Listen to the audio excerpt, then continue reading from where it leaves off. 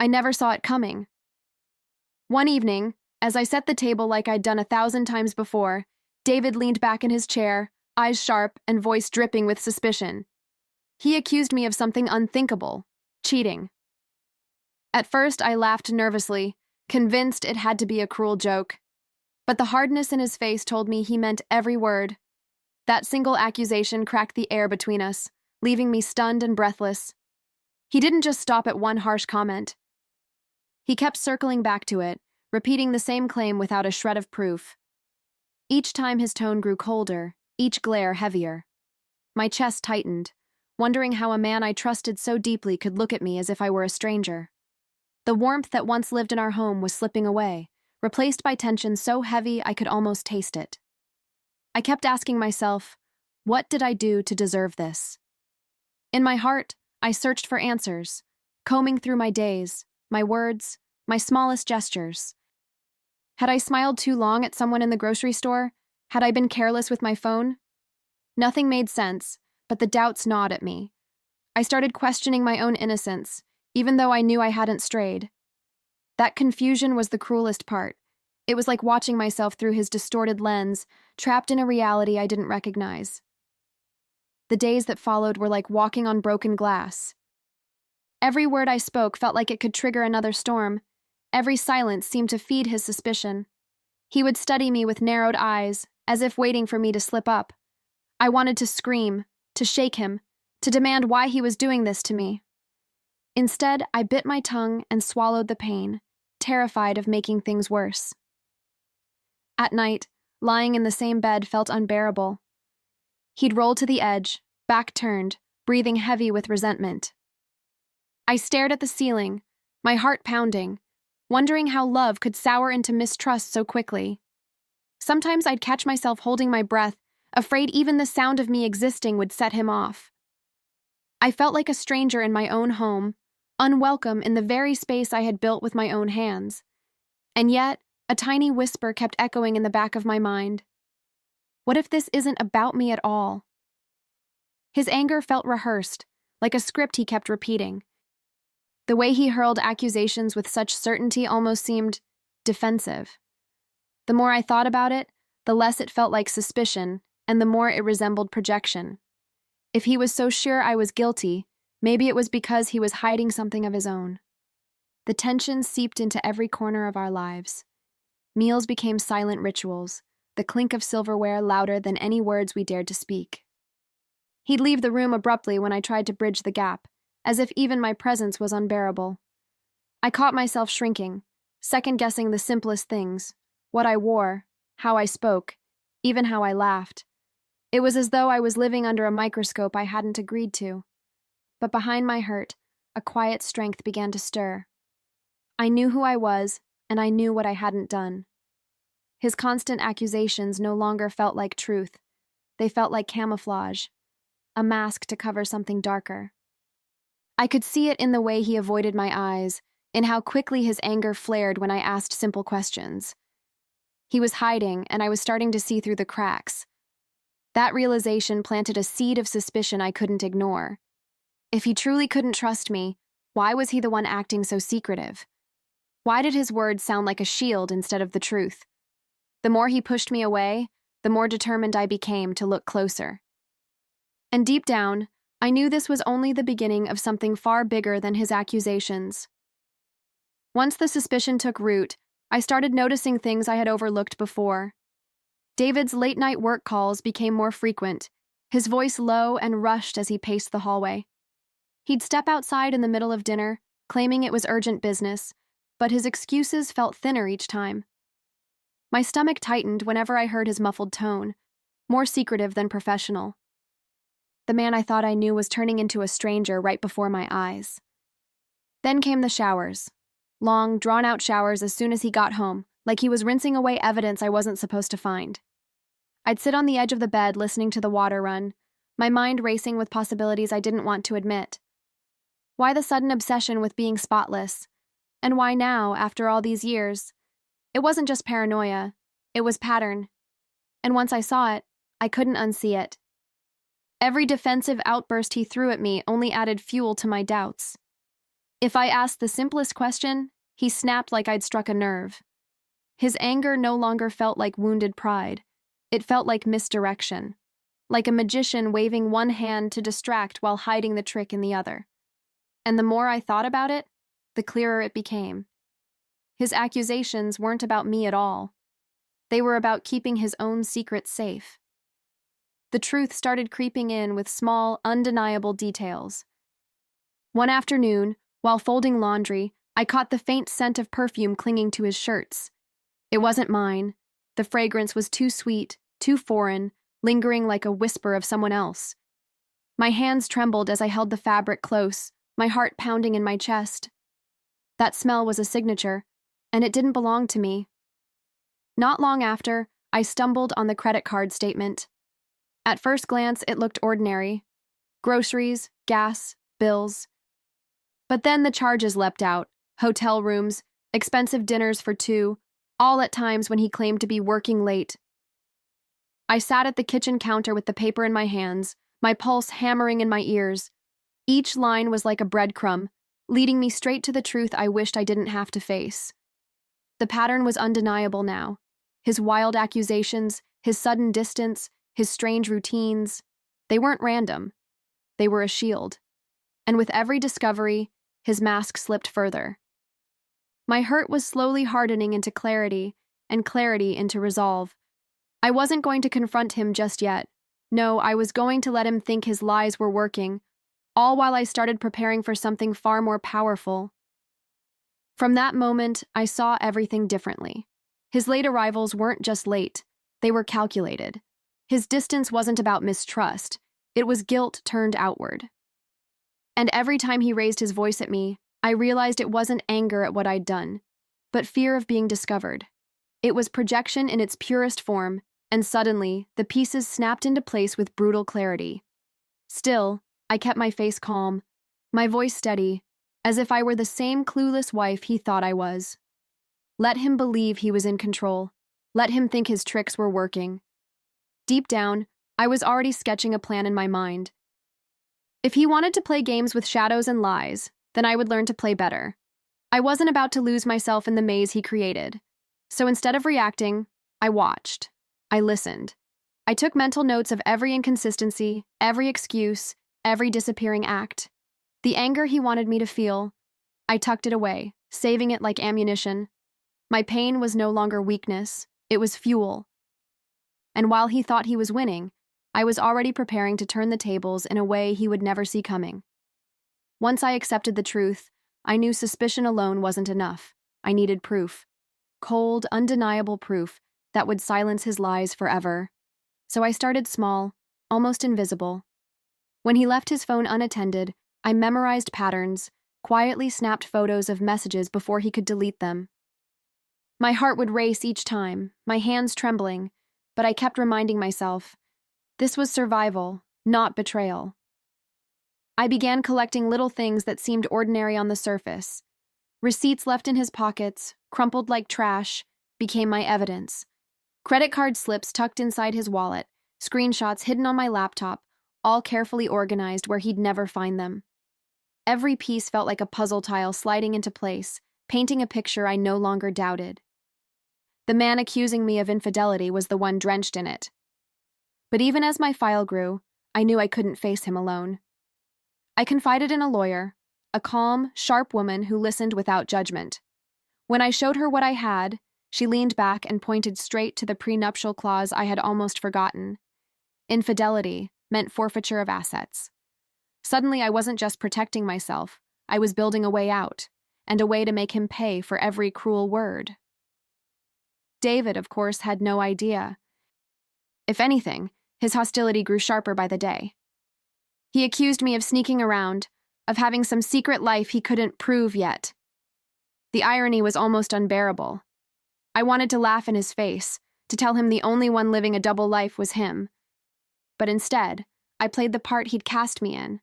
Quiet, wounded, supposedly guilty. That act gave me cover to keep digging. His outbursts, once painful, became useful. Every accusation he hurled was another layer of protection for me, because the louder he shouted, the less he noticed what I was doing. While he paced and ranted, I was calmly stacking evidence against him, brick by brick. His paranoia blinded him, and I used that blindness to my advantage. For the first time in weeks, I felt a flicker of power return to me. The more he lied, the stronger my case became. Each denial was like a nail in his own coffin. And with every shred of proof I tucked away, my confidence grew. I stopped seeing myself as the victim of his cruelty and started seeing myself as the architect of his downfall. He thought he was breaking me, but all the while, he was digging his own grave with every word, every move, every secret he thought I'd never find. I started to carry myself differently. Not enough for him to notice, but enough for me to feel it. My silence was no longer weakness, it was strategy. My calm wasn't surrender, it was calculation. Each time he tried to corner me with his accusations, I let my eyes soften, my voice steady. Inside, though, I was smiling. Because I knew what he didn't, I had the truth, and I was saving it for the perfect moment. Late at night, when he finally drifted off to sleep, I'd review everything. Photos, receipts, screenshots, all neatly stored in a folder only I could access. My lawyer's words echoed in my head. With this proof, you hold the power. That thought steadied me, gave me purpose. The woman who once doubted herself was gone. I was no longer the accused, I was becoming the accuser, and soon the judge. And yet, I didn't rush.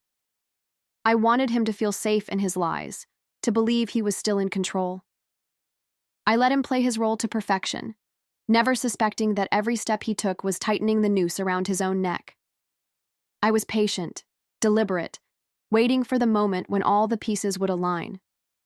And deep down, I could feel it coming, an ending he would never see until it was far too late. The night I chose to confront him felt almost ordinary at first. Dinner was quiet, the clink of silverware echoing in the silence we had grown used to. My heart beat steady, not with fear, but with certainty. When we finished, I set my fork down and looked at him. "We need to clear the air," I said softly, almost inviting. He smirked, mistaking my calm for surrender. Predictably, he exploded.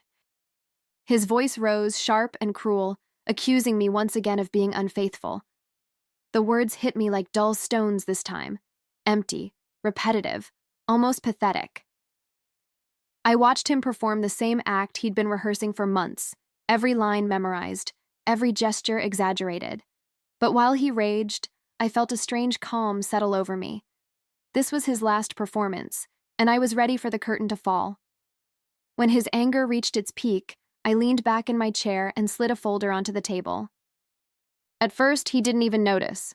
But when I flipped it open, photos, receipts, screenshots neatly laid out, his voice faltered. The color drained from his face as he scanned the evidence. I didn't have to raise my voice. The silence between us was louder than any scream. And for the first time, he was the one caught off guard. He stammered, trying to deny what was right in front of him. "These don't mean anything," he muttered, his voice shaky, his eyes darting from one page to the next. But the proof was overwhelming. Dates, names, even a video from the private investigator I had hired. Every lie he had told unraveled in seconds, and the more he tried to explain, the more desperate he looked. I sat perfectly still, hands folded, watching him crumble under the weight of his own secrets. I didn't shout. I didn't cry. I let the silence stretch between us until it suffocated him. For months he had twisted my reality, made me question myself, planted seeds of doubt. Now it was his turn to feel powerless, to drown in the truth he couldn't escape. The roles had reversed, and he knew it. When I finally spoke, my words were deliberate. "You accused me of everything you were guilty of." His eyes widened, his lips parted, but no sound came out. I leaned closer, my tone calm, almost gentle. "I let you dig your own grave, and now you're the only one standing in it." He flinched as if the truth itself struck him harder than any slap ever could. The man who once towered over me was shrinking before my eyes. Just when his panic peaked, I revealed the final card I had been holding. My lawyer, waiting in the next room, stepped in with quiet authority. The look on David's face was priceless. Shock, fear, and the dawning realization that this was far bigger than a marital fight. She laid the prenup on the table, her finger tracing the clause that spelled it out plainly. The unfaithful spouse forfeits all rights to marital assets. David's shoulders slumped as he scanned the words, his lips pressed tight, his hands trembling. He tried to argue, but his voice cracked under the weight of the evidence. Every path he searched for was blocked, every excuse dismantled. I watched the man who once seemed so powerful now cower in defeat, cornered by his own choices. The silence in that moment felt like justice itself filling the room. I didn't gloat, and I didn't need to. His punishment wasn't in my words. It was in the inevitability of what was coming next. He wasn't just losing me. He was losing everything he had tried to protect through lies and cruelty. The house, the accounts, the life we had built together. It was all slipping through his fingers. And as he sat there, hollow and broken, I knew this was only the beginning of his fall. Within weeks, the transformation was complete. The house, once heavy with his accusations, was mine alone. The accounts, the assets, the security he thought he controlled, all signed over, just as the prenup demanded. Watching the paperwork finalize was like breathing for the first time in months. Each signature was a piece of freedom, each notarized stamp a reminder that I had taken back everything he tried to strip from me. David, on the other hand, packed his life into boxes and disappeared. No victory speech, no goodbye worth remembering, just a man reduced to shadows. Friends who once filled our home with laughter now avoided his calls, having learned the truth. His charm had evaporated, his lies exposed. He thought he was untouchable, but now he was a cautionary tale, whispered among the very people he once tried to impress. I didn't need to humiliate him further. My silence was enough. Dignity became my weapon, sharper than any insult I could have thrown. The more I stayed composed, the more his shame grew. He had accused me of betrayal, tried to make me question myself, but in the end, it was his reflection in the mirror that destroyed him. And I carried myself higher, not because I wanted revenge shouted, but because I wanted it felt. The quiet in my home felt different now. It wasn't heavy or suffocating. It was peaceful, like an old friend finally returning. I could hear my own footsteps echo without dread, smell fresh coffee without associating it with another fight. Even the morning light through the curtains seemed warmer, softer, as if the house itself was relieved. For the first time in years, I belonged in my own space again. I rebuilt my routines slowly, savoring the small freedoms, cooking a meal without criticism, reading late at night without glances of suspicion from across the room. I started reclaiming parts of myself that had been buried under his constant doubt, and with every day, I grew stronger. Not because of what I'd taken from him, but because I had chosen myself. That was the true victory. People often expect revenge to be loud, but mine was quiet, deliberate, absolute. I didn't need to raise my voice or cause a scene. His downfall was built by his own hands. I only revealed it. And as I watched him fade into irrelevance, I realized that justice doesn't always come with fire. Sometimes it comes with silence, and silence can echo louder than any scream ever could. Looking back, I sometimes marvel at how close I came to believing his lies. He almost convinced me that I was the problem, that I had done something wrong. But the truth had always been there, waiting for me to uncover it piece by piece. And once I did, I saw myself more clearly than ever before, not as a victim, but as a woman who refused to be broken. The man who once tried to strip me of dignity now walked away with nothing. No home, no respect, no place at my side. He thought his accusations would weaken me, but they only fueled the fire I needed to rise stronger. I didn't shout my victory from rooftops. I didn't need to. His silence, his absence, told the story better than I ever could. And as I stepped into the new life I had claimed, I carried no regret. Just freedom, strength, and a quiet sense of justice. My revenge wasn't about destroying him. It was about reclaiming me. He lost everything he valued, while I gained everything I had forgotten I deserved. That was the final blow. And it was absolute.